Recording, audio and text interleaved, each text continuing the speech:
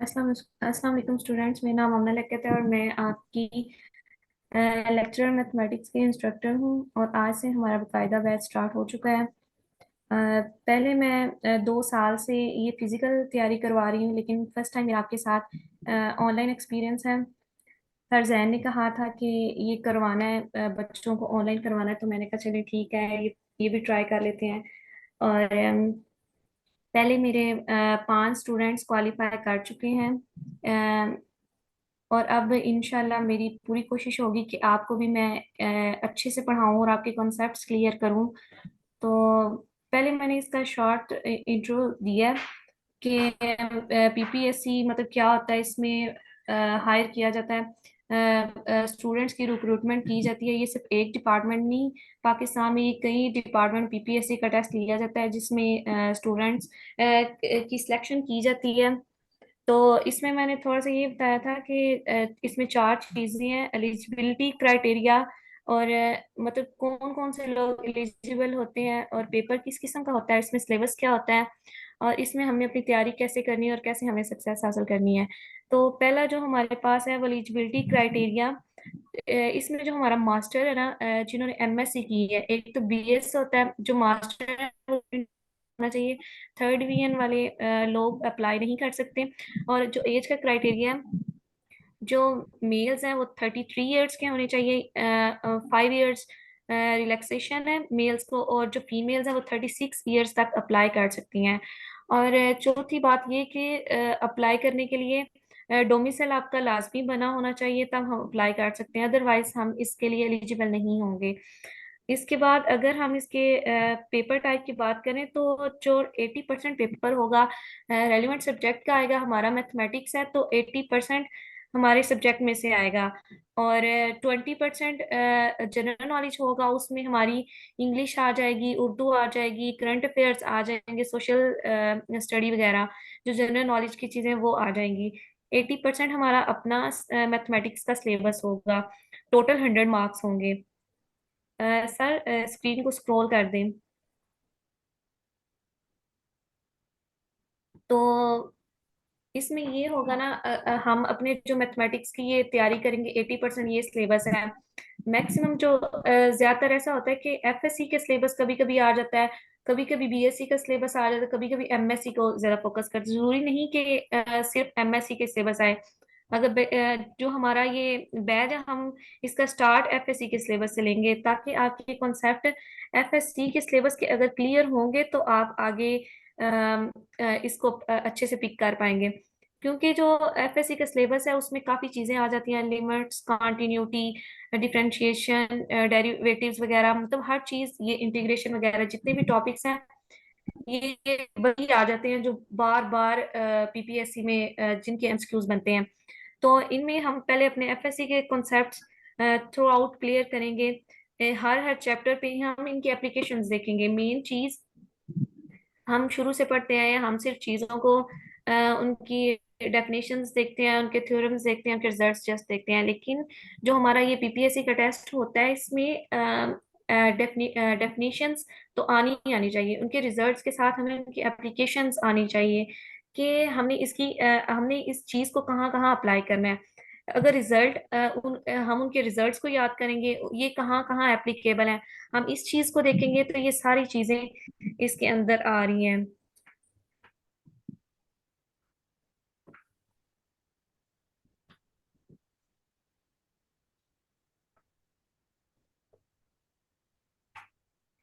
तो इसमें हमारा जो बीएस का सिलेबस है, पहले तो एफएससी की हम मुकम्मल उसको देखेंगे, उसकी सारी बुक्स रीड करेंगे। उसके बाद जो सिलेबस इंक्लूड है, उसमें रियल एनालिसिस है, इसको हम देखेंगे। इसके बेसिक चीजें इसकी देखेंगे।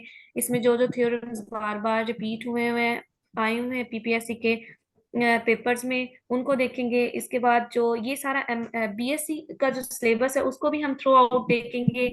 एफएससी के भी सिलेबस को, सारे कॉन्सेप्ट उसको डिटेल से पढ़ेंगे। और जो एमएससी का सिलेबस है उसमें ये हम बीए वाले सब्जेक्ट्स देख लेंगे, इनमें क्या क्या चीजें बार बार आई उनको अच्छे तरीके से देखेंगे। इसमें real analysis, complex analysis, abstract algebra, linear algebra, vector and mechanics, vector space, metric space, इस टोपोलॉजी एंड फंक्शनल एनालिसिस। ये जो टारगेटेड एरियाज हैं पीपीएससी के, इनमें मैक्सिमम कभी कभी तो ये होता है कि थ्रू आउट 60-70% इसी में से ही पेपर बन जाता है। लेकिन कभी कभी जरूरी नहीं कि इसी में से ही बने।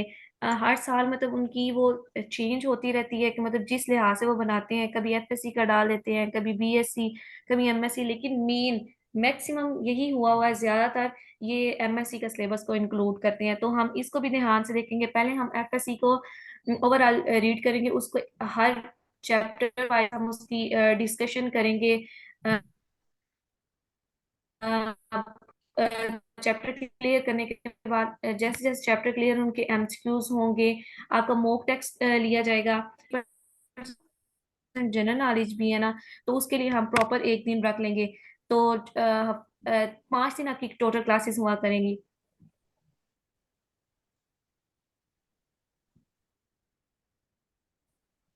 5 दिन आपकी टोटल क्लासेस हुआ करेंगी, मंडे, ट्यूसडे, वेडनेसडे, थर्सडे और फ्राइडे। तो एक हम अंदर से ऐसा दिन रख लेंगे जुमे का, या कोई भी ऐसा दिन रख लेंगे जिसमें हम अपने जनरल नॉलेज को देख लें कि ये कहाँ से आता है। बाकी हम अपनी तैयारी। और एक दिन हम रखेंगे जिसमें आपकी प्रेजेंटेशंस वगैरह होगी, उसमें मॉक टेस्ट लिया जाएगा आपसे। आप और अगर कोई क्वेश्चनिंग आपने पूछनी हो, ओवरऑल हमने पूरा हफ्ता जो पढ़ा सकते हैं, या मैंने आपको कुछ शेयर करना हो। और दूसरी बात ये कि आपको रोज का जो पढ़ाया जाएगा उसका पीडीएफ भी शेयर किया जाएगा। उसके बाद आपको एमसीक्यूज भी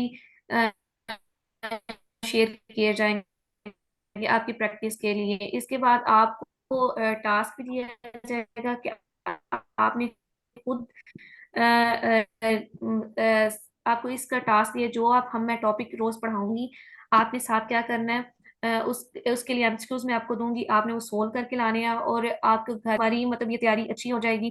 तो स्टार्ट हम अपना एफएस की क्लास स्टार्ट करें।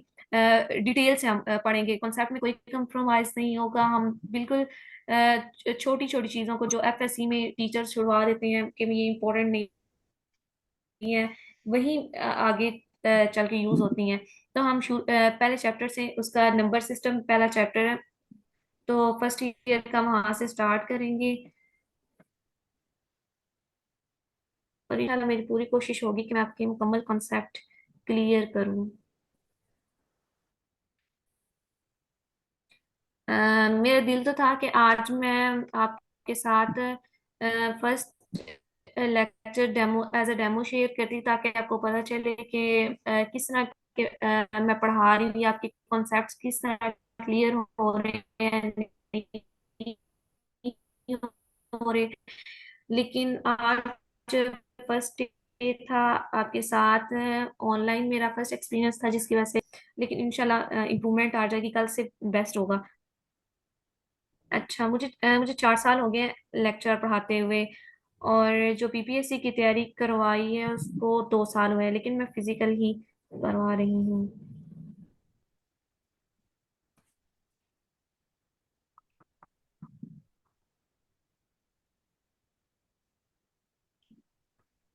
ठीक है, स्क्रीन रिकॉर्डिंग ऑन है। जिन बच्चों की आवाज नहीं आ रही उनको बाद में वीडियो सेंड कर जाएगी।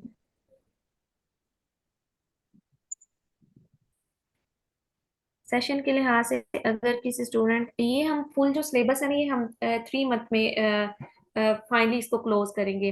मेरी कोशिश तो होगी कि 3 मंथ में हो जाए। तो अगर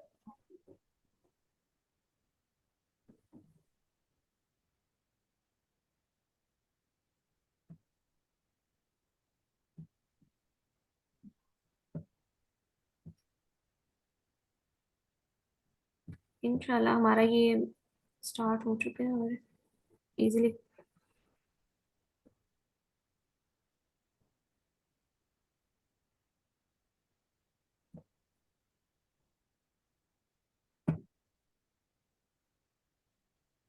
तो फी के जो है ना वो आपने मेरे से कांटेक्ट करना है, मैं व्हाट्सएप नंबर आपको लिख देता हूँ। ये ये जो आप नंबर पे ना वो आपने कांटेक्ट करना। ठीक है, वो फिर आपको बता दिया जाएगा। ये मैंने व्हाट्सएप नंबर शेयर कर दिया अपना। तो बाकी जो आपको होंगे वो इससे आप पूछ लीजिएगा। तो ये सेशन से रिलेटेड जो क्वेश्चन है कि सिलेबस कैसे कवर कराया जाएगा वो आप पूछ लें, तो मैम आपको अनम्यूट कर दी हैं। तो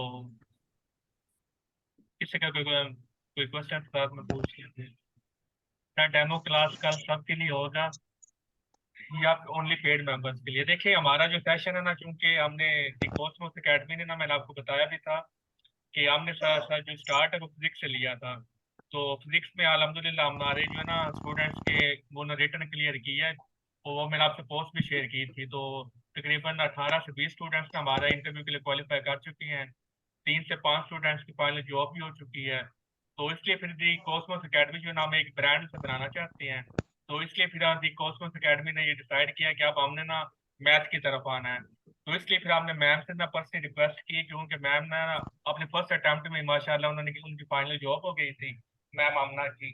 तो इसलिए उनसे रिक्वेस्ट की थी कि आप ना फिजिकल आप क्योंकि पढ़ा रही हैं, तो बेस्ट यही है कि आप ना ऑनलाइन पढ़ा लें। तो इसलिए फिर उन्होंने हम वो रिक्वेस्ट एक्सेप्ट कर ली और उनका थैंक यू हम अदा करते हैं। तो इसलिए दी कॉस्मोस एकेडमी जो है ना अपना बस अपना जो बेस्ट है वो 100% अपना देने पे यकीन रखती है। हमारा जो सेशन होगा वो सबसे डिफरेंट होगा। अगर आपने कहीं पे सेशन लिया होगा ना, तो इसलिए वहां से आपको ना डिफरेंट ही चीजें मिलेंगी। आपकी प्रेजेंटेशन भी ली जाएंगी ताकि जब आप इंटरव्यू के लिए वो जाती हैं, तो सबसे पहले ना आपके वो बहुत सारे कॉन्फिडेंस का इशू होता है। रिटर्न तो आपके लिए कर लेते हैं फॉर एग्जाम्पल किसी न किसी तरीके से, या आपने रट्टा मार लेती हैं या कुछ भी कर लेती हैं, तो सीट्स का नंबर ज्यादा हो जाता है, आपका रिटर्न क्लियर हो जाता है। लेकिन देखिए पीपीएससी की जो जॉब है या एसपीएससी हो गई या एफपीएससी हो गई, जितनी भी ये जो है सारी, तो ये पब्लिक सर्विस कमीशन की जॉब मुश्किल क्यों होती हैं? वो इसलिए मुश्किल होती है क्योंकि सबसे पहला जो स्टेप होता है वो रिटर्न का होता है, और ये अनप्रिडिक्टेबल होता है। आप ये नहीं कह सकते कि यहाँ से एफएससी से आना सारा, एमएससी से आना या बीएससी में से आना है। कहीं से भी वो कुछ भी डाल देता है। कभी कभी वो सारा एफएससी में से डाल देता है, कभी बीएससी में से जा आ जाता है, कभी एमएससी में से आ जाता है। जैसे ये मैम ने ये टॉपिक्स ये कोर्सेज लिखी हैं, अब इन्हीं में से मोस्टली जो है ना एमएससी कोर्सेज सारे इन्हीं में से आता है। तो आपने इन कोर्सेज को हम अच्छी तरह से आपको करवाएंगे। तो हमारी जो ना कॉस्मोस एकेडमी आपको प्रेजेंटेशन भी वो लिया करेगी।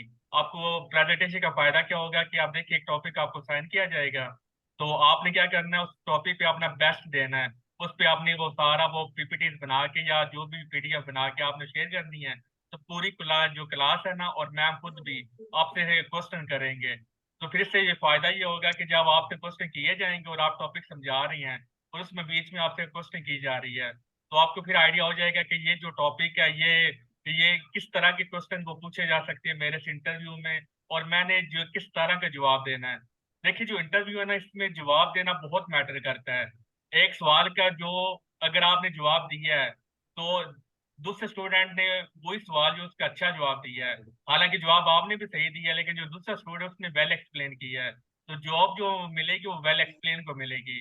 आपने ऑब्जर्व भी किया होगा कि आप इंटरव्यू दे के आते हैं, आप कहते हैं जी मेरा इंटरव्यू में अल्हम्दुलिल्लाह बहुत अच्छा हुआ है, मेरी तो जॉब पक्की है, लेकिन जब रिजल्ट आता है तो आप फिर वो इंटरव्यू वाले को गालियां देना शुरू कर देते हैं। आप कहते हैं रिश्वत चल गई है, मेरा इतना इंटरव्यू अच्छा हुआ, सारे सवालों के मैंने जवाब सही दिए हैं, लेकिन मेरे मार्क्स उन्होंने कम लगाए। तो रीजन ये होती है कि इंटरव्यू को आपने उनको क्या उसे कहते हैं इम्प्रेस करना होता है। तो इम्प्रेस आप कैसे करेंगे? वो आपका नॉलेज चेक करते हैं। तो इस तरह जो भी आप सवाल के जवाब देते हैं ना उसका आप आंसर किस तरह दे रहे हैं, आपकी बॉडी लैंग्वेज कैसी है, आपने किन टेक्निकल वर्ड्स को यूज किया है, ये सारी चीजें इंटरव्यू लेने वाले देखते हैं। वो प्रोफेसर होते हैं, वो उस चीज के एक्सपर्ट होते हैं।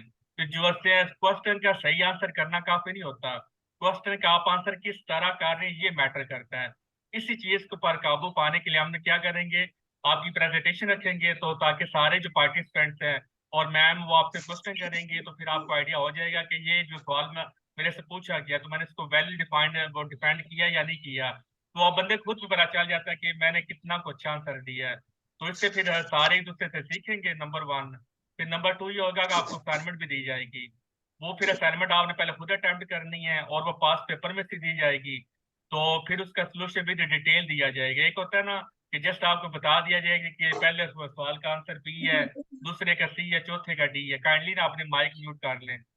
तो लेकिन आपको ना इस तरह वो दिया जाएगा कि आपने विद एक्सप्लेनेशन आपको सोल्यूशन दिया जाएगा, ताकि आपको पता हो कि अगर पहला सवाल का आंसर बी है तो बी क्यों है, दूसरे का सी है तो सी क्यों है। तो इस तरह जब आप रीजन के साथ आप आंसर करते हैं तो आपका जो ब्रेन है उसको लंबे अरसे तक याद रखता है।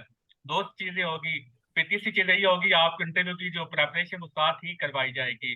वो आप किस तरह करवाएंगे, क्योंकि पास पेपर में जितने भी इंटरव्यू के क्वेश्चन पूछे गए हैं वो हम क्या करेंगे, डेली का एक क्वेश्चन का सोल्यूशन आपको उसका प्रोवाइड कर दिया जाएगा।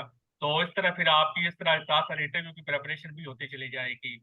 तो इसके अलावा जो है ना, इसलिए क्योंकि ये सेशन हमने वो स्पेशली डिजाइन किया हुआ है अपने पूरा कि हम अपना बेस्ट दे सके, तो हम सिर्फ 25 स्टूडेंट्स को यहाँ सेशन में एनरोल करेंगे। इससे ज्यादा क्योंकि हम स्टूडेंट्स को अगर हो जाए तो वो फिर ना प्रॉपरली आप हर इंडिविजुअल पर वो फोकस नहीं कर पाते।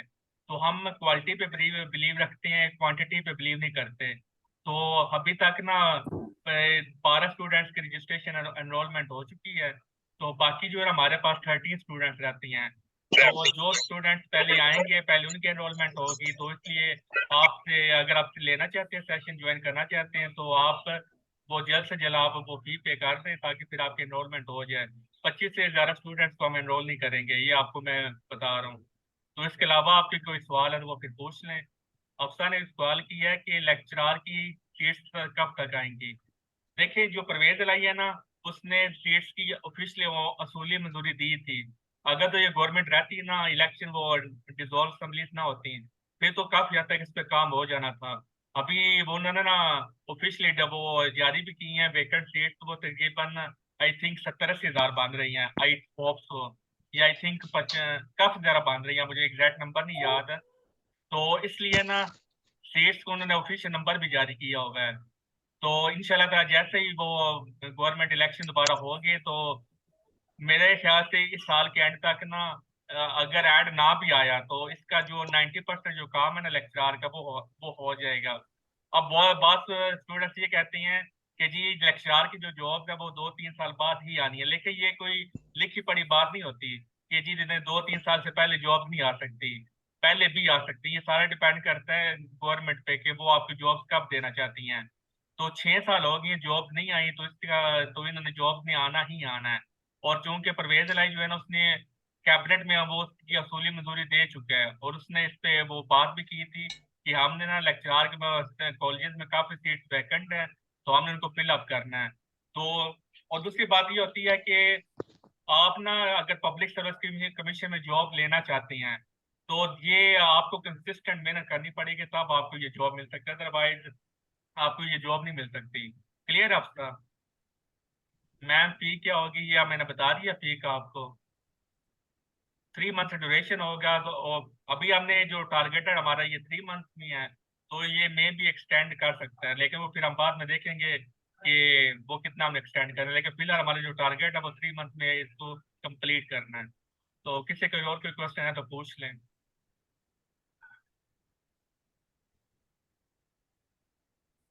हाँ जी, अगर कोई क्वेश्चन हो कि स्टूडेंट का। और आज थोड़ा सा इंटरनेट का वो मतलब कनेक्टिविटी में इश्यूज आ रहे थे, तो वो कल से फिर इंशाल्लाह सारा ठीक हो जाएंगे।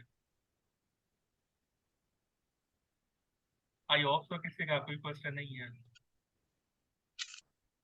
तो लेक्चर की जो टाइमिंग होगी वो मैम आई थिंक 8 बजे आपने रखी है। हाँ जी, 8 बजे। अगर स्टूडेंट्स को जैसे बेटर लगे, 9 बजे, 8 बजे, 8:30, फिर उस हिसाब से फाइनल कर देते हैं। चले ना, ये ग्रुप में फिर हम वो पूछ लेते हैं कि टाइमिंग पे क्या रखनी है। तो फिलहाल आपने ना चलो ठीक है। पॉसिबली 8 बजे ही वो मे भी हो टाइमिंग। तो कल से फिर इंशाल्लाह ताला ना हम एफएससी को स्टार्ट करेंगे, ठीक है? हाँ जी, इंशाल्लाह। ओके, फिर अल्लाह हाफिज। ओके, अल्लाह हाफिज। मीटिंग एंड करते हैं। ओके।